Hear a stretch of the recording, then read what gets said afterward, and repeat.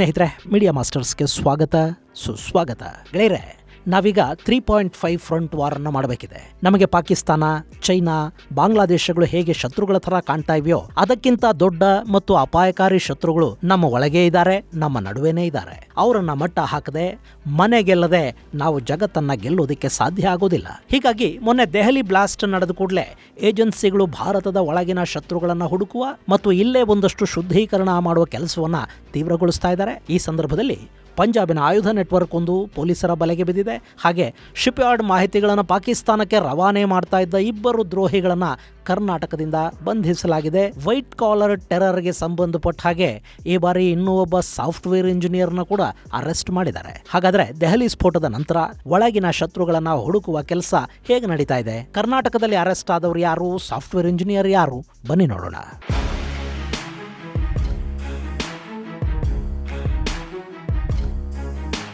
ಗೆಳೆಯರೆ, ನಮ್ಮದು 140 ಕೋಟಿ ಜನಸಂಖ್ಯೆ ಇರೋ ದೇಶ, ಅದರಲ್ಲೂ ಪ್ರಜಾಪ್ರಭುತ್ವದ ದೇಶ. ಸಾಕಷ್ಟು ಮಾನವ ಹಕ್ಕುಗಳು, ಆ ಹಕ್ಕು ಈ ಹಕ್ಕು ಅಂತ ಜನರಿಗೆ ಎಲ್ಲವನ್ನ ಕೊಟ್ಟಿರೋ ದೇಶ ನಮ್ಮದು. ಹೀಗಾಗಿ ಸಹಜವಾಗಿ ಇಲ್ಲಿ ದ್ರೋಹಿಗಳು ಕೂಡ ದೊಡ್ಡ ಸಂಖ್ಯೆಯಲ್ಲಿರ್ತಾರೆ. ಅವರನ್ನ ಹುಡುಕಿ ಮಟ್ಟ ಹಾಕೋದು ಸವಾಲಿನ ಕೆಲಸ ಕೂಡ. ಈಗ ನೋಡಿ, ಮೊನ್ನೆ ದೆಹಲಿಯಲ್ಲಿ ಬಾಂಬ್ ಸ್ಫೋಟ ಮಾಡಿದವರು ಯಾರು ಪಾಕಿಸ್ತಾನದಿಂದ ಬಂದವರಲ್ಲ. ಅವರೆಲ್ಲ ಇಲ್ಲೇ ಹುಟ್ಟಿ ಇಲ್ಲೇ ಬೆಳೆದವರು. ಆ ಇಡೀ ಸಿಂಡಿಕೇಟ್ಗೆ ಈ ದೇಶ ಎಲ್ಲವನ್ನ ಕೊಟ್ಟಿತ್ತು. ಅವರೆಲ್ಲ ವಿದ್ಯಾವಂತರಾಗಿದ್ರು, ಡಾಕ್ಟರ್ಗಳಾಗಿದ್ರು, ಮೆಡಿಕಲ್ ಕಾಲೇಜುಗಳಲ್ಲಿ ಪಾಠ ಮಾಡ್ತಾ ಇದ್ರು. ಲಕ್ಷಾಂತರ ರೂಪಾಯಿ ಸಂಪಾದನೆ ಇತ್ತು, ಗೌರವ ಇತ್ತು. ಒಬ್ಬ ಮನುಷ್ಯ ನೆಮ್ಮದಿಯಾಗಿ ಬದುಕೋದಕ್ಕೆ ಇನ್ನೇನ್ ತಾನೇ ಬೇಕು. ಆದ್ರೆ ಅವರನ್ನ ಮತದ ಅಮಲು ಸೆಳೆಯೋದಕ್ಕೆ ಶುರು ಮಾಡ್ತು. ಜಿಹಾದ್, ಗಾಜಿ ಮುಂತಾದ ಹುಚ್ಚುಗಳು ಅವರನ್ನ ಉಗ್ರರನ್ನಾಗಿ ಮಾಡಿದ್ವು. ಇಂಥವ್ರಿಗೆ ಇನ್ನೇನ್ ಹೇಳೋಣ? ಇನ್ನು ಬರೀ ಡಾಕ್ಟರ್ಗಳು ಮಾತ್ರನಾ? ಮೊನ್ನೆ ಮಹಾರಾಷ್ಟ್ರದಲ್ಲಿ ಮತ್ತೊಬ್ಬ ಸಿಕ್ಕಿ ಬಿದ್ದಿದ್ದಾನೆ. ಅವನ ಹೆಸರು ಜುಬೈರ್ ಹಂಗಾರ್ಗೇಕರ್. 37 ವರ್ಷದ ಸಾಫ್ಟ್ವೇರ್ ಇಂಜಿನಿಯರ್. ಅವನು ಮಹಾರಾಷ್ಟ್ರದ ಸೋಲಾಪುರ ಜಿಲ್ಲೆಯ ನಿವಾಸಿ. 2005ರಲ್ಲಿ ಸೋಲಾಪುರ್ನ ವಾಲ್ಚಂದ್ ಇನ್ಸ್ಟಿಟ್ಯೂಟ್ ಆಫ್ ಟೆಕ್ನಾಲಜಿಯಲ್ಲಿ ಇನ್ಫಾರ್ಮೇಶನ್ ಟೆಕ್ನಾಲಜಿ ಮತ್ತು ಸಾಫ್ಟ್ವೇರ್ ವಿಭಾಗದಲ್ಲಿ ಬಿಟೆಕ್ ಅನ್ನ ಪೂರ್ಣಗೊಳಿಸಿದ್ದ ಜುಬೈರ್ ಪುಣೆಯ ಸಾಫ್ಟ್ವೇರ್ ಕಂಪನಿಯೊಂದರಲ್ಲಿ ಸೀನಿಯರ್ ಕ್ವಾಲಿಟಿ ಅಶ್ಯೂರೆನ್ಸ್ ಅನಲಿಸ್ಟ್ ಆಗಿ ಕೆಲಸ ಮಾಡ್ತಾ ಇದ್ದ. ವಾರ್ಷಿಕ 22ರಿಂದ 23 ಲಕ್ಷ ರೂಪಾಯಿಗಳವರೆಗೆ ಇವನ ಸಂಪಾದನೆ ಇತ್ತು. ಇವನ ತಂದೆ ತರಕಾರಿ ವ್ಯಾಪಾರ ಮಾಡ್ತಾ ಇದ್ದವನಂತೆ. ಅವನ ಮಗ ಈ ದೇಶದಲ್ಲಿ 22ರಿಂದ 23 ಲಕ್ಷ ರೂಪಾಯಿಗಳಷ್ಟು ವಾರ್ಷಿಕ ಪ್ಯಾಕೇಜ್ನ ಕೆಲಸ ಗಿಟ್ಟಿಸ್ಕೊಂಡಿದ್ದ. ಅವನಿಗಿನ್ನೇನು ಬೇಕಿತ್ತು? ಈ ದೇಶ ಅವನಿಗಿನ್ನೇನು ಕೊಡಬೇಕಾಗಿತ್ತು ಹೇಳಿ?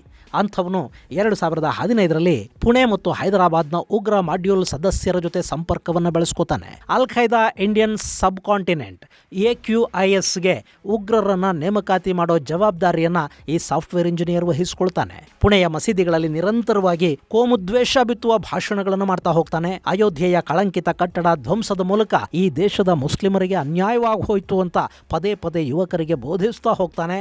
ಟೆಲಿಗ್ರಾಮ್ ಆ್ಯಪ್ ಮೂಲಕ ಚಾನಲ್ ಒಂದನ್ನು ಮಾಡ್ಕೊಂಡು ಖಲೀಫಾನ ಆಳ್ವಿಕೆ, ಜಿಹಾದ್, ಅದಕ್ಕಾಗಿ ಮುಸ್ಲಿಂ ಯುವಕರು ಲೋನ್ ವೋಲ್ಫ್ ದಾಳಿಗಳನ್ನು ಮಾಡಬೇಕು, ಗ್ಲೋಬಲ್ ಉಮ್ಮಾ ಸ್ಥಾಪನೆ ಆಗೋ ಕಡೆ ಗಮನ ಹರಿಸಬೇಕು, ಭಾರತ ಭಾರತೀಯತೆ ಅಲ್ಲ, ನಮಗೆ ಇಸ್ಲಾಮಿನ ಉಮ್ಮಾನೇ ಮುಖ್ಯ, ಹೀಗೆ ಟೆಲಿಗ್ರಾಮ್ ಮೂಲಕ ಉಗ್ರವಾದವನ್ನು ಪ್ರಚಾರ ಮಾಡೋದಕ್ಕೆ ಶುರು ಮಾಡ್ತಾನೆ. ಮುಸ್ಲಿಂ ಯುವಕರನ್ನ ರಾಡಿಕಲೈಸ್ ಮಾಡೋದಕ್ಕೆ ಪುಣೆ, ಮುಂಬೈಗಳಲ್ಲಿ ವರ್ಕ್ಶಾಪ್ಗಳನ್ನು ಕೂಡ ಇವನು ಆಯೋಜನೆ ಮಾಡ್ತಾನೆ. ಇವನ ಚಲನವಲನಗಳನ್ನು ಗಮನಿಸ್ತಾ ಇದ್ದ ಏಜೆನ್ಸಿಗಳು ಇವನನ್ನು ಪುಣೆಯಲ್ಲಿ ವಶಕ್ಕೆ ತಗೊಂಡಿವೆ. ATS ಇವನ ಮನೆ ಮೇಲೆ ದಾಳಿ ಮಾಡಿದೆ.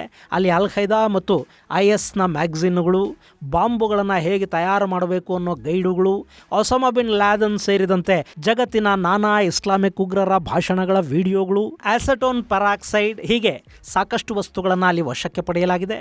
12 ಮೊಬೈಲ್ ಫೋನ್ಗಳು, 6 ಲ್ಯಾಪ್ಟಾಪ್ಗಳು, 4 ಹಾರ್ಡ್ ಡಿಸ್ಕ್ಗಳು, 2 ಪೆನ್ ಡ್ರೈವ್ಗಳು, 1 TB ಡೇಟಾ, ಸಿಮ್ ಕಾರ್ಡುಗಳು, ಇವೆಲ್ಲವನ್ನ ಇವನಿಂದ ಅಧಿಕಾರಿಗಳು ವಶಕ್ಕೆ ಪಡ್ಕೊಂಡಿದ್ದಾರೆ. ಹಾಗೆ ಇವನ ಸಂಪರ್ಕದಲ್ಲಿದ್ದ ಸಂಶಯಾಸ್ಪದ 20ಕ್ಕೂ ಹೆಚ್ಚು ಮಂದಿಯನ್ನ ವಿಚಾರಣೆಗೆ ಕೂಡ ಒಳಪಡಿಸಲಾಗ್ತಾ ಇದೆ. ಹೀಗೆ ಉಗ್ರ ಇಂಜಿನಿಯರ್ ಒಬ್ಬ ಅರೆಸ್ಟ್ ಆದ ಬೆನ್ನಲ್ಲೇ ಕರ್ನಾಟಕದ ಉಡುಪಿಯಲ್ಲಿ ಶಿಪ್ ಯಾರ್ಡ್ಗೆ ಸಂಬಂಧಪಟ್ಟ ಸೆನ್ಸಿಟಿವ್ ಮಾಹಿತಿಯನ್ನು ಪಾಕಿಸ್ತಾನದ ಜೊತೆ ಹಂಚಿಕೊಳ್ತಾ ಇದ್ದ ಆರೋಪದ ಮೇರೆಗೆ ಇಬ್ಬರನ್ನ ಬಂಧಿಸಲಾಗಿದೆ. ಅವರಲ್ಲಿ ಒಬ್ಬ ರೋಹಿತ್, ಮತ್ತೊಬ್ಬ ಸಾಂತ್ರಿ ಅಂತ ಗುರುತಿಸಲಾಗಿದೆ. ಈ ರೋಹಿತ್ ಸುಲ್ತಾನ್ಪುರದ ನಿವಾಸಿ. 6 ತಿಂಗಳ ಹಿಂದಷ್ಟೇ ಇವನು ಕೊಚ್ಚಿ ಶಿಪ್ ಯಾರ್ಡ್ನಿಂದ ಉಡುಪಿಗೆ ವರ್ಗಾವಣೆ ಆಗಿದ್ದ. ಕಾಂಟ್ರಾಕ್ಟ್ ಆಧಾರದ ಮೇಲೆ ಇವನು ಕೆಲಸ ಮಾಡ್ತಾ ಇದ್ದ. ಹಾಗೆ ಮತ್ತೊಬ್ಬ ಸಾಂತ್ರಿ ಕೂಡ ಸುಲ್ತಾನ್ಪುರದವನೇ. ಕೊಚ್ಚಿ ಶಿಪ್ ಯಾರ್ಡಲ್ಲೇ ಇವನು ಇದ್ದ. ಅಲ್ಲಿಂದ ಇವನು ರೋಹಿತ್ಗೊಂದಷ್ಟು ರಹಸ್ಯ ಮಾಹಿತಿಗಳನ್ನು ಕಳುಹಿಸಿಕೊಡ್ತಾ ಇದ್ನಂತೆ. ಈ ರೋಹಿತ್ ಉಡುಪಿ ಹಾಗೂ ಕೊಚ್ಚಿ ಯಾರ್ಡ್ಗಳಲ್ಲಿನ ಭಾರತೀಯ ನೌಕೆಗಳ ಗುರುತು ಸಂಖ್ಯೆಗಳಂಥ ಸೂಕ್ಷ್ಮ ಮಾಹಿತಿಯನ್ನು ಪಾಕಿಸ್ತಾನದ ವ್ಯಕ್ತಿಗಳಿಗೆ ರವಾನೆ ಮಾಡಿರುವುದು ಗೊತ್ತಾಗ್ತಾ ಇದೆ. ಉಡುಪಿ ಶಿಪ್ ಯಾರ್ಡ್ನ ಸಿಒ ಕೊಟ್ಟ ದೂರಿನ ಮೇರೆಗೆ ಇವರಿಬ್ಬರನ್ನ ಬಂಧಿಸಲಾಗಿದೆ. ರೋಹಿತ್ ಜೊತೆ ಯಾರೆಲ್ಲ ಸಂಪರ್ಕದಲ್ಲಿದ್ದರು, ಅವರಿಗೆ ಪಾಕಿಸ್ತಾನದ ISIನ ನೆಟ್ವರ್ಕ್ ಹೇಗೆ ಬೆಳೀತು, ಅಲ್ಲಿ ಮಧ್ಯವರ್ತಿಗಳು ಯಾರು ಅನ್ನೋ ಬಗ್ಗೆ ಕೂಡ ಮಾಹಿತಿಯನ್ನು ಸಂಗ್ರಹಿಸುವ ಕೆಲಸ ನಡೀತಾ ಇದೆ.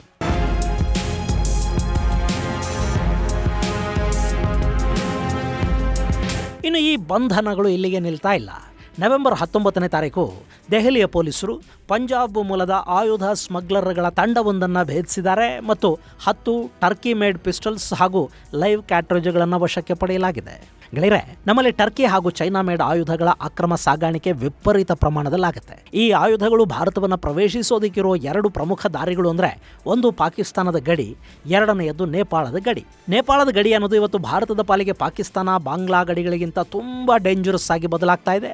ಅಲ್ಲಿ ಮುಕ್ತ ಸಂಚಾರಕ್ಕೆ ಅವಕಾಶ ಇರೋದ್ರಿಂದ ಭಾರತ ಮತ್ತು ನೇಪಾಳಗಳ ನಡುವೆ ಓಡಾಡೋದಕ್ಕೆ ಈ ವೀಸಾ, ಪಾಸ್ಪೋರ್ಟು ಇದ್ಯಾವುದರ ಅಗತ್ಯವೂ ಇಲ್ಲದ ಕಾರಣ ಅಲ್ಲಿನ ಒಂದು ನಕಲಿ ದಾಖಲೆಯನ್ನು ಸೃಷ್ಟಿ ಮಾಡ್ಕೊಂಡು ಪಾಕಿಸ್ತಾನ ಮತ್ತು ಇನ್ಯಾವುದೇ ದೇಶದ ಪ್ರಜೆಗಳು ಸುಲಭವಾಗಿ ಭಾರತದ ಗಡಿ ದಾಟಿ ಬರೋದಕ್ಕೆ ಸಾಧ್ಯ ಆಗ್ತಾ ಇದೆ. ಇದಲ್ಲದೆ ನೇಪಾಳ ಭಾರತದ ಗಡಿಗಳಲ್ಲಿ ದೊಡ್ಡ ಪ್ರಮಾಣದಲ್ಲಿ ಮದರಸಾಗಳು, ಮಸೀದಿಗಳು ತಲೆ ಎತ್ತಿ ನಿಂತಿವೆ. ಅವುಗಳಿಗೆ ಟರ್ಕಿಯ ಫಂಡಿಂಗ್ ಆಗ್ತಾ ಇದೆ. ಅಲ್ಲಿಂದ ಭಾರತದ ಒಳಕ್ಕೆ ಡ್ರಗ್ಸ್, ಆಯುಧಗಳು ಹಾಗೂ ಹ್ಯೂಮನ್ ಟ್ರಾಫಿಕಿಂಗ್ ದೊಡ್ಡ ಮಟ್ಟದಲ್ಲಿ ಆಗ್ತಾ ಇದೆ. ಇನ್ನು ಮೊನ್ನೆ ಅಕ್ರಮ ಶಸ್ತ್ರಾಸ್ತ್ರಗಳ ಸರಬರಾಜು ಆಗ್ತಾ ಇದೆ ಅನ್ನೋ ಟಿಪ್ಪನ್ನು ಆಧರಿಸಿ ಪೊಲೀಸರು ಒಂದು ಕಾರ್ಯಾಚರಣೆ ಮಾಡಿದರು.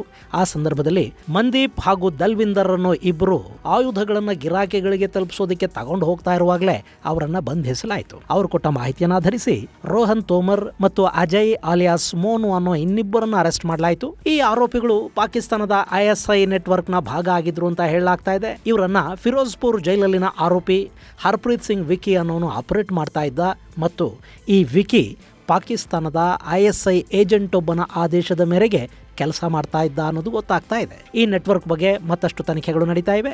ಇನ್ನು ಇದೇ ಸಂದರ್ಭದಲ್ಲೇ ಪಂಜಾಬಿನ ಲುಧಿಯಾನಾದಲ್ಲಿ ಪಾಕಿಸ್ತಾನದ ISI ಬೆಂಬಲಿತ ಗುಂಪೊಂದು ಪೊಲೀಸರ ಬಲೆಗೆ ಬಿದ್ದಿದೆ. ಅಲ್ಲಿ ಕೂಡ ನವೆಂಬರ್ 20ನೇ ತಾರೀಕು ಪೊಲೀಸರು ಸಹಜವಾಗಿ ಚೆಕಿಂಗ್ ಮಾಡ್ತಾ ಇದ್ರು. ಆ ಸಂದರ್ಭದಲ್ಲಿ ಅನುಮಾನಾಸ್ಪದವಾಗಿ ಕಾಣಿಸಿಕೊಂಡ ಇಬ್ಬರನ್ನ ತಡೆದು ವಿಚಾರಣೆಗೆ ಒಳಪಡಿಸಲಾಗಿದೆ. ಅವರು ಏಕಾಏಕಿ ಪೊಲೀಸರ ಮೇಲೆ ಗುಂಡು ಹಾರಿಸಿದ್ದಾರೆ. ಒಬ್ಬ ಪೊಲೀಸ್ ಅಧಿಕಾರಿಗೆ ಗಾಯಗಳಾಗಿವೆ. ತಕ್ಷಣ ಪೊಲೀಸರು ಬಲಪ್ರಯೋಗದ ಮೂಲಕ ಅವರನ್ನು ಬಂಧಿಸಿದ್ದಾರೆ. ಅವರು ಕೊಟ್ಟ ಮಾಹಿತಿಯ ಅನ್ವಯ ಅಲ್ಲಿ ಮತ್ತಷ್ಟು ಬಂಧನಗಳಾಗಿವೆ.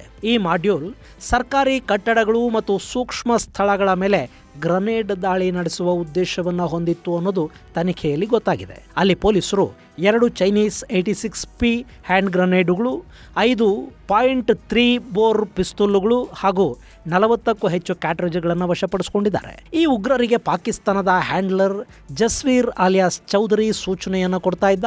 ಅವರು ವಾಟ್ಸಪ್ ಮೂಲಕ ವಿಡಿಯೋಗಳು ಮತ್ತು ಟಾರ್ಗೆಟ್ಗಳ ವಿವರಗಳನ್ನು ಹಂಚಿಕೊಳ್ತಾ ಇದ್ರು ಅನ್ನೋದು ತನಿಖೆಯಲ್ಲಿ ಗೊತ್ತಾಗಿದೆ. ಒಟ್ಟಾರೆ ಭಾರತದ ಒಳಗಿನ ಹುಳುಗಳನ್ನು ಹುಡುಕಿ ತೆಗೆಯುವ ಕೆಲಸ ಭರದಿಂದ ನಡೀತಾ ಇದೆ.